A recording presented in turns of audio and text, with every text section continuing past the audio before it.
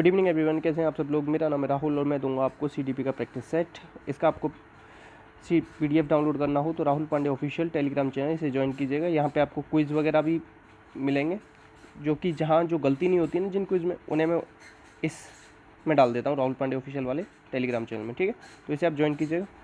और पहला आपका ना परिभाषा से श्रव्य दृश्य सामग्री की ना परिभाषा है। अब मैंने याद कैसे किया है, अगर आप बहुत सारे देखो, दुनिया में 1% भी लोग नहीं होते जो हमारे कामों को प्रोत्साहित करते हैं। इसीलिए जो आपको प्रोत्साहित कर रहा है ना, इंद्रियों से प्रोत्साहित किया जाता है। तो इससे अच्छा आदमी कोई नहीं हो सकता। गुड मतलब गुड, GOOD, गुड मतलब बहुत अच्छा, बहुत ही अच्छा आदमी होगा। तो आंसर ए। इस तरीके से याद कर लो बस। एक दो शब्द याद किए जाते हैं, परिभाषा याद नहीं की जाती है आज के टाइम। कौन सा दृश्य सहायक सामग्री नहीं, मतलब दृश्य नहीं। तो देखो फ़ोन से क्या करते हैं, सुनाई देता है, तो ये क्या है, श्रव्य। तो आंसर क्या हो जाएगा 4। और ग्रामोफोन का आविष्कार किसने किया था बताओ। जैसे कि बल्ब का किसने किया था, एडिशन, तो ग्रामोफोन का भी किसने किया था, एडिशन। ठीक है, याद रखना। आंसर क्या हो जाएगा, डी। नेक्स्ट, इसमें से कौन सा प्रक्षेपित अनुदेशनात्मक साधन नहीं है, मतलब कह रहा है प्रक्षेपित नहीं है। तो देखो स्लाइड, चित्र और ओवरहेड प्रोजेक्टर, ये तीनों आपके कैसे होते हैं, प्रक्षेपित होते हैं। कौन सा नहीं है, ये नहीं है, चार्ट। आंसर हो जाएगा डी। ठीक है, प्रक्षेपित ऐसे होता है, एक जगह पे कोई चीज़ रख दी और वहाँ से प्रकाश जाएगा और यहाँ पे क्या कर देगा, उसे दिखा देगा इतना बड़ा इस स्क्रीन पे। चार्ट ऐसा तो ना करता, चार्ट तो जस्ट लगा दिया जाता है। ठीक है, नेक्स्ट, कक्षा में शिक्षण अधिगम सामग्री का उपयोग के बारे में निम्न में से कौन सा सही नहीं। तो रुचि को बढ़ाता है, सही बात है। दक्षता को बढ़ाता है, सही बात है। विद्यार्थियों की शैक्षिक और सक्रिय भागीदारी, मगर ये कभी भी ना शिक्षक इसलिए नहीं करता कि वो अपनी रचनात्मकता दिखा दे, वो तो बच्चों की रुचि जागृत करने के लिए, उनकी सक्रिय भागीदारी के लिए करता है। आंसर होगा बी। नेक्स्ट, शिक्षण अधिगम सामग्री का चयन किस आधार पर करना चाहिए। क्या पढ़ रहे हो, मनोविज्ञान पढ़ रहे हो तो मनोविज्ञान के आधार पर करो।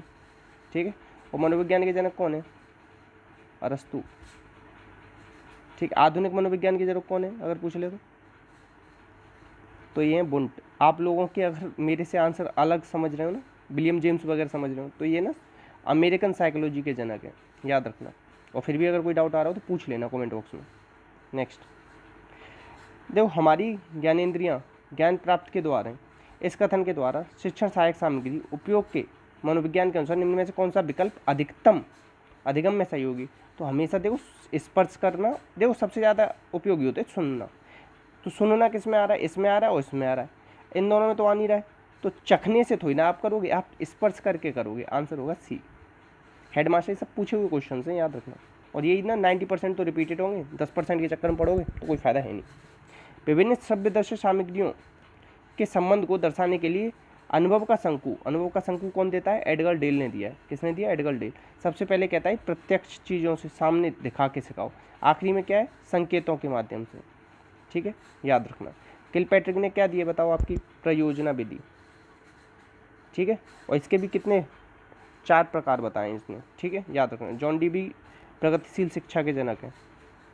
डेमोक्रेसी एंड एजुकेशन की किताब है। मॉरिसन ने क्या दिया, बोध स्तर दिया है, जैसे स्मृति स्तर दिया है ना हार्वर्ड ने, ऐसे ही। नेक्स्ट, इसमें से कौन सा पता लगाने के लिए उत्कृष्ट संसाधन है। तो ये है इंटरनेट। इंटरनेट पे ना आप कुछ भी चीज़ खोज सकते हो।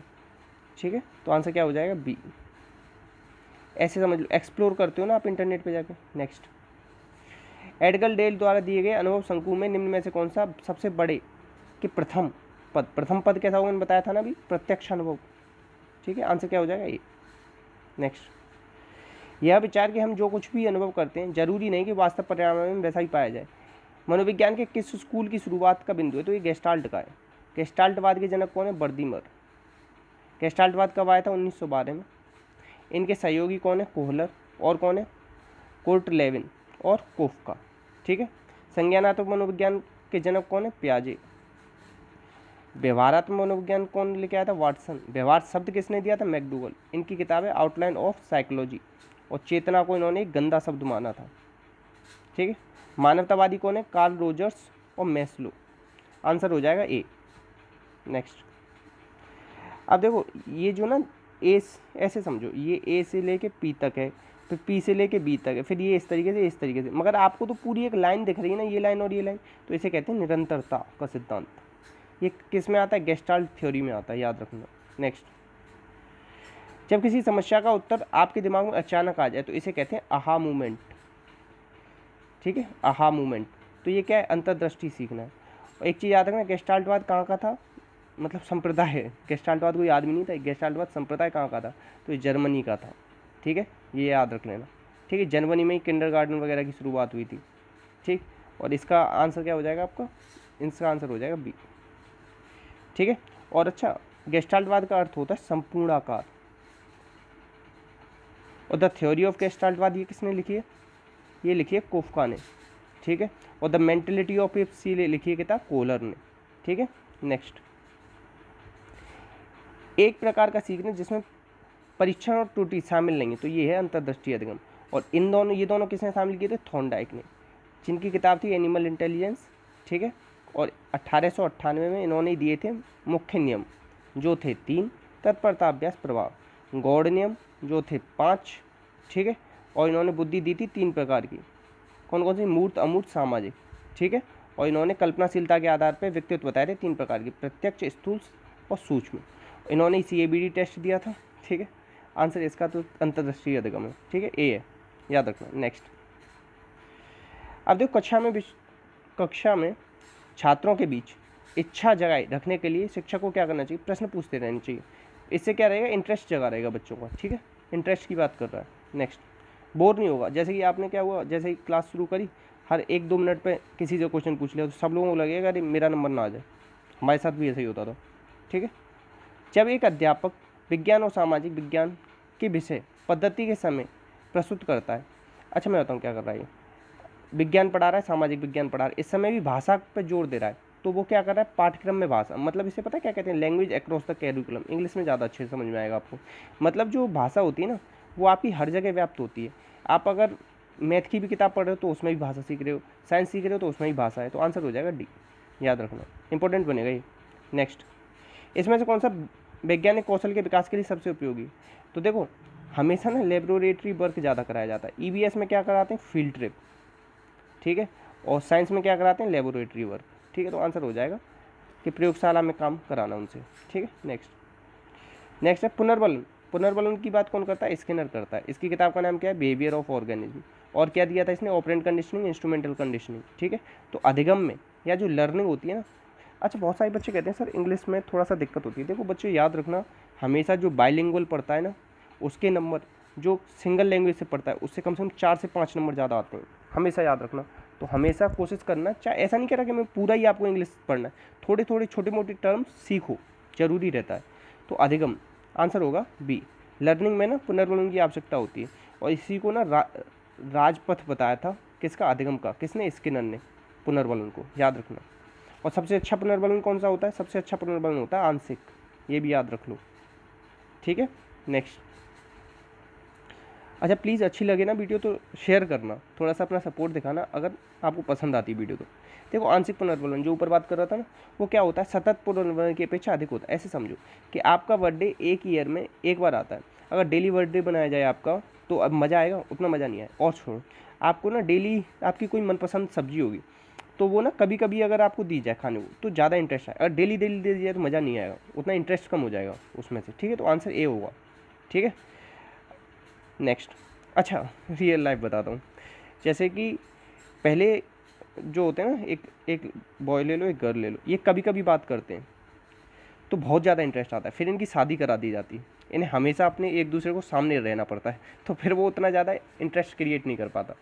ठीक है, आप लोग देखना, इस चीज़ को नोटिस करके देखना, आंसर होगा ए। नेक्स्ट, जब बच्चे एक अवधारणा को सीखते हैं तथा उसके प्रयोग में अभ्यास और त्रुटि, देखो अभ्यास और त्रुटि की बात कौन करता है, ये थॉर्नडाइक करता है, इतने से याद रख लो। जीन पियाजे स्विट्जरलैंड गए थे, 4 से 12 वर्ष के बच्चों पर इन्होंने प्रयोग किए थे। 4 अवस्थाएं बताई संज्ञानवाद की। ठीक है, नैतिक विकास पर भी काम किया इन्होंने। इनकी किताब है मोरल जजमेंट ऑफ चाइल्ड। ठीक है, याद रखें। वाइगोत्स्की क्या कहते हैं, सोशियो कल्चरल थ्योरी दी थी इन्होंने।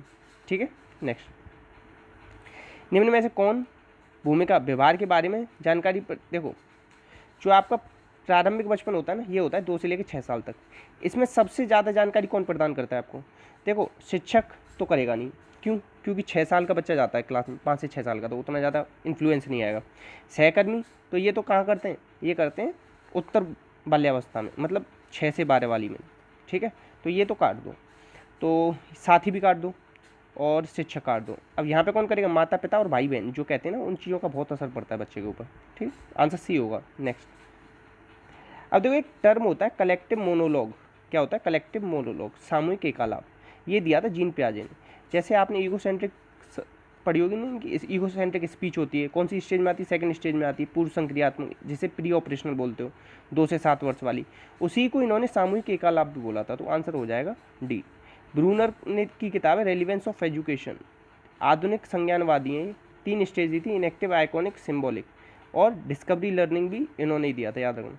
बंडूरा ने बोबो डॉल एक्सपेरिमेंट किया है। ठीक है, सामाजिक अधिगम सिद्धांत, सामाजिक संज्ञानात्मक सिद्धांत, ये सब इन्हीं के। ठीक है, बस इतना ही याद रख लो। आंसर बता दिया मैंने आपको, डी। नेक्स्ट, वाइगोत्स्की ने निम्न में से कौन सी भाषा का जिक्र नहीं किया। देखो अगर वाइगोत्स्की की भाषाएं तीनों नहीं पढ़ी है ना, तो गलती करके आओगे, 100% सही नहीं कर सकते। क्योंकि देखो सोशियो कल्चरल थ्योरी दी है इन्होंने, तो आप कल्चरल को सही कर दोगे, जबकि इन्होंने ना स्पीच में कल्चर की बात नहीं करी है। तो आंसर होगा सी, आंसर होगा डी। इन्होंने कौन कौन सी स्पीच दी, सबसे पहले सोशल स्पीच, फिर प्राइवेट स्पीच, और सबसे आखिरी में आती है इनर स्पीच, SPI। 3 स्पीच दी इन्होंने, ये वाली 3, चौथी नहीं दी। आंसर हो जाएगा डी, याद रखना। डाउट आ रहा हो तो कमेंट बॉक्स में पूछ लेना। इसमें से कौन सा वाइगोत्स्की की सामाजिक सांस्कृतिक सिद्धांत पर आधारित नहीं। देखो ऑपरेंट कंडीशनिंग, इसकी तो बात कौन करता है, ऑपरेंट कंडीशनिंग, इंस्ट्रूमेंटल कंडीशनिंग, इसकी बात करता है स्किनर। तो ये तो करा नहीं है। रेसिप्रोकल टीचिंग यही करा है। क्वेश्चनिंग, क्लैरिफाइंग, समराइजिंग, प्रेडिक्टिंग, ये 4 स्टेप बताए इन्होंने। ठीक है, तो रेसिप्रोकल टीचिंग दिया। अब देखो कल्चरल न्यूट्रल नहीं दिया इन्होंने, सापेक्ष दिया है, निरपेक्ष नहीं दिया है। अंतर्दृष्टि की बात तो गेस्टाल्ट बाद में होती है। आंसर बी हो जाएगा, बस इतना याद रखना। नेक्स्ट, अब देखो नेक्स्ट क्या है, ये मिलान करने वाला है, पियाजे की थ्योरी है। किसकी थ्योरी है, पियाजे की। देखो संवेदी पहली अवस्था है, इसमें क्या हो जाता है, इसमें वस्तु स्थायित्व आ जाता है, दूसरे से मिला दो। पूर्व संक्रियात्मक में क्या होता है बताओ, पूर्व संक्रियात्मक में होता है ईगोसेंट्रिक, अहम केंद्रित, जैसे कि कलेक्टिव मोनोलॉग कहा था, तो ये हो जाएगा तीसरे से मिल जाएगा। ठीक है, मूल संक्रियात्मक में क्या हो जाता है, रिवर्सिबल थिंकिंग करने लगता है। अब ये जो औपचारिक में क्या करने लग जाता है, औपचारिक में ना निगमन तर्क करने लग जाता है। ठीक है, तो आंसर कौन सा हो जाएगा, आंसर हो जाएगा ये वाला। रुको, आंसर अब आप लोग मिला लेना, इसमें से नहीं देख रहा मैं। ठीक है, मैं बता देता हूँ आपको दोबारा से। तो देखो पहले का क्या हो जाएगा, पहले का हो जाएगा संवेदी पेशी में होता है वस्तु स्थायित्व। ठीक है, पहले का दूसरा, तो ये दोनों को काट दो। अब पूर्व संक्रियात्मक में मैंने क्या बताया कि आपको होता है अहम केंद्रित, तो दूसरे का तीसरा। ठीक है, अब तीसरे का मूल संक्रियात्मक में क्या होता है, पहला, तो यही होगा, आंसर ए होगा। ठीक है, याद रखना। नेक्स्ट, अब देखो परिवेश में की वस्तु जिसे प्राणी प्राप्त करने के लिए प्रयास करता है उसे प्रेरक कहते हैं, इसे ड्राइव बोलते हैं। ठीक है, और ड्राइव रिडक्शन थ्योरी किसकी है, हल की है, ये भी याद रखना। व्यक्तिगत भेद दोनों के कारण होते हैं, विचलनशीलता और प्रतिमानता। इसमें से कौन सा तनाव को कम करने का अप्रत्यक्ष ढंग है। देखो दूसरे लक्ष्यों का प्रतिस्थापन, विश्लेषण, रुकावट को दूर करना, ये तो प्रत्यक्ष है। अब ये पूछा है अप्रत्यक्ष, ही होता है उदात्तीकरण, अंगूर खट्टे वाला हिसाब, रेशनलाइजेशन बोलते हैं इसे इंग्लिश में। ठीक है, आंसर हो जाएगा डी। नेक्स्ट, हस्तशिल्प की शिक्षा किसको दी जानी चाहिए, तो मंद बुद्धि वाले बच्चों को दो। अब आप कहोगे पिछड़े बच्चों को क्यों नहीं देने सर, तो देखो जो बच्चा 2 दिन से क्लास में नहीं आया तो वो भी पिछड़ा बच्चा कहलाएगा। जो आपका जीनियस बच्चा होता है ना, वो भी पिछड़ा बच्चा कहलाया जा सकता है अगर वो 2-3 दिन क्लास में ना आए तो। ठीक है, आंसर हो जाएगा ए। छात्रों को चोरी की आदत से कैसे दूर करना चाहिए, उन्हें उदाहरण दो कि चोरी करोगे तो ऐसा हो जाएगा, ये गलत आदत है और ऐसे नहीं करना चाहिए, जेल हो जाएगी, इस तरीके से। उसने चोरी करी थी, ये हो गया था। ठीक है, प्रतिभावान बालकों की पहचान कैसे कर सकते हैं, अभिभावकों को बनते। हर किसी अभिभावक को लगता है उसका बच्चा सबसे दुनिया का दूसरा साइंटिस्ट उन्हीं के यहाँ पैदा हुआ है। ठीक है, तो कभी ये मत सोचना। पस्तुन ने, हाँ देखो ये देखो प्रतिभावान छात्र मतलब जो जीनियस बच्चा जो 140 प्लस, या जो प्रतिभावान क्या होगा, अच्छे नंबर ला रहा होगा, ऐसे समझ लो। अच्छे नंबर की पहचान कैसे होगी, वस्तुनिष्ठ से होगी। वस्तुनिष्ठ लिख रहा है, कहीं व्यक्तिनिष्ठ मत कर आना, व्यक्तिनिष्ठ को आप नहीं दोगे, वस्तुनिष्ठ को ही दिया जाएगा। और शिक्षक तो कुछ ही 2-4 बच्चों से ज़्यादा प्यार करता है। ठीक है, इस चक्कर में भी मत रहना। समुदाय के विचार, हर कोई समुदाय अपने आप को बढ़ाना चाहेगा, तो इसको भी छोड़ दो, आंसर हो जाएगा बी बस। ठीक है, यह टांग खींचने लगता है समुदाय, तो बी होगा आंसर इसका। पालकों के लिए मुफ्त और अनिवार्य शिक्षा 2009 इसे लागू किया गया था 2010 में। ठीक है, इसमें 7 अध्याय और 38 धाराएँ। ठीक है, याद रखना। और ये क्या 135वां कंट्री बना था अपना इसे लागू करने वाला, नॉर्वे पहला था। ठीक है, याद रखना। प्रतिभा देवी सिंह पाटिल थी इस समय राष्ट्रपति जब ये आया था। एनसीएफ किस चीज़ पर उद्देश्य देता है, एनसीएफ देखो चौथा एनसीएफ था, याद रखना। निर्मितवाद पर आधारित था। कल मैंने क्वेश्चन पूछा था ना, सभ्यता और प्रगति निबंध पर आधारित था। ये किसका निबंध था, रविन्द्रनाथ टैगोर का था। रविन्द्रनाथ टैगोर क्या थे, व्यवहारवादी थे। तो देखो ये इन दोनों चीज़ें सही है, सांस्कृतिक विरासत की प्रशंसा करना और मानसिक स्वास्थ्य को ये सब देखभाल करना। नेक्स्ट है, जब बालक के द्वारा मापी गई योग्यताओं के मूल्यांकन में स्थायित्व रहता है तो इस विश्वसनीयता कहते हैं, मतलब रिलायबिलिटी है इंग्लिश में ना, मतलब कि नंबर सेम रहते हैं, नंबर सेम रहते हैं हमेशा, बार बार। ठीक है, आंसर हो जाएगा बी।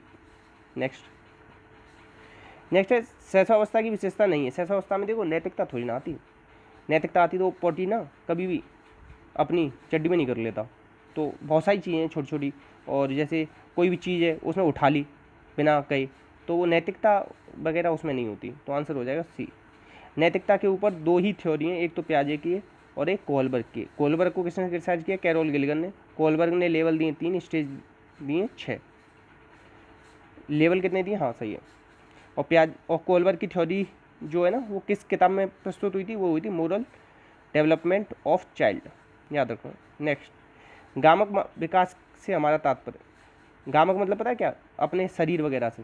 तो इससे तात्पर्य क्या होता है? शक्ति और गति, इससे होता है। ठीक है, 20वीं शताब्दी को बच्चों की शताब्दी किसने कहा था? क्रो। मिथ्या परिपक्वता, बालकों को मीठा रास नहीं आता, इस तरीके से याद रख लो। ठीक है, जीवन का आरंभ किससे होता है? एक कोष से होता है हमेशा। आंसर होगा बी। ठीक है, नेक्स्ट। तो इतने ही क्वेश्चन थे। तो आपके लिए आज का होमवर्क है कि देखो 2-3 चीज़ें बताता हूँ। पावलोव ने प्रयोग किस पे किया? कुत्ते पे किया या बिल्ली पे किया? ठीक है, दूसरा क्वेश्चन, जो सुल्तान था वो चिंपैंजी था या बंदर था? ठीक है, ये बताना, अगर ये बता सको कोई तो। ठीक है, बाकी अपना का ध्यान रखना। कोई भी डाउट आए तो कमेंट बॉक्स में पूछना, और प्लीज़ शेयर करना ना यार, पसंद आए तो आपको वीडियो। मेहनत पसंद आ रही हो तो कर देना, बाकी आप लोगों की मर्जी। जय हिंद, जय भारत।